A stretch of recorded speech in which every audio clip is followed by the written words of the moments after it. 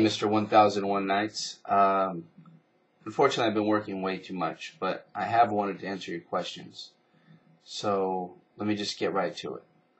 First, the link between Buddhism and Anarchism. Yes, I see a very strong link between my Buddhism and Anarchism. It's something that actually I've been meaning to touch on, so I thank you for the question. I think at first glance, a lot of people find Buddhism and Anarchism quite incongruous. I've actually gotten quite a few comments regarding this. Buddhism is typically seen as very elegant, peaceful, maybe even beautiful. Anarchism, on the other hand, as you well know, is typically viewed in much harsher terms, perhaps the most maligned ideology on the face of the planet. Anarchists are usually equated with terrorists, and anarchy is typically associated only with chaos. But if one delves a little deeper to the roots of these philosophies, it might begin to make a little more sense. Essentially, the way I see it, I see both ideologies, for lack of a better term, as paths towards freedom. As Chomsky put it in his essay, Notes on Anarchism, for the anarchist, freedom is not an abstract philosophical concept, but the vital, concrete possibility for every human being to bring to full development all the powers, capacities, and talents with which nature has endowed him, and turn them to social account. One of my favorite anarchists, Emma Goldman, put the matter quite well. Anarchism, then, really stands for the liberation of the human mind from the dominion of religion, the liberation of the human body from the dominion of property, liberation from the shackles and restraint of government. Anarchism stands for a social order based on the free grouping of individuals for the purpose of producing real social wealth, an order that will guarantee to every human being free access to the earth and full enjoyment of the necessities of life, according to individual desires, tastes, and inclinations. Now, for some, that first sentence from Emma Goldman might seem to be a stumbling block. A popular slogan among anarchists is, "No gods, no masters." And typically, anarchists are anti-religion. But I don't see a problem here, and I think Emma would agree. You see, man's position, according to Buddhism, is supreme. Man is his own master, and there is no higher being or power that sits in judgment over our destiny. The freedom of thought allowed by the Buddha is unheard of elsewhere in the history of religions. This freedom, is necessary because according to the Buddha, man's emancipation depends on his own realization of truth, and not on the benevolent grace of a god or any external power as a reward for obedient behavior. This propensity for freedom and independence of thought is summed up quite well in the story of the Buddha visiting a town called Tesputa in the kingdom of Kosala. The inhabitants were known by the common name Kalama. When they had heard that the Buddha was in town, they approached him.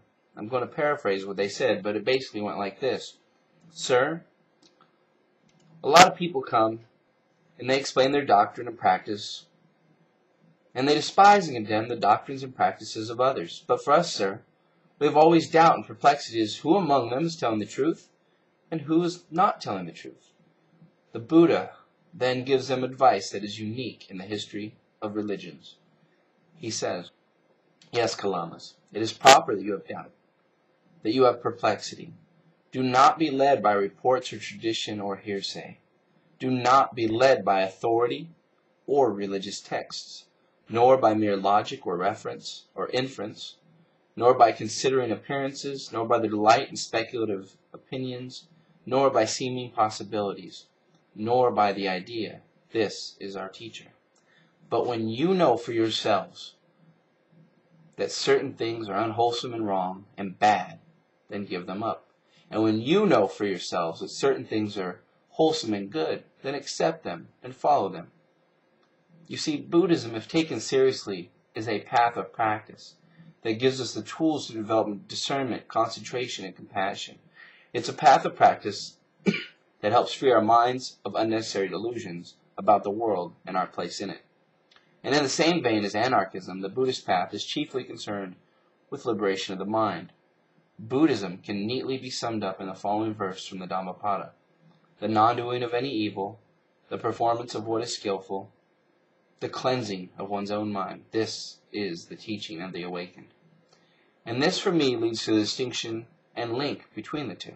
Anarchism is primarily focused on the external world, i.e. those people and institutions who have illegitimate authority over our lives, and how we can dismantle and create a better world based on freedom and cooperation, rather than exploitation and domination. Buddhism then focuses on the internal world of our minds. The Buddha, if nothing else, understood the mind, and his teachings provide us the tools to develop discernment and wisdom to see things as they truly are. So essentially, I think they complement each other quite well. As to your second question, yes, I have used magic mushrooms. My experience is that hallucinogens do provide insight into the nature of the mind and our perceptions of reality.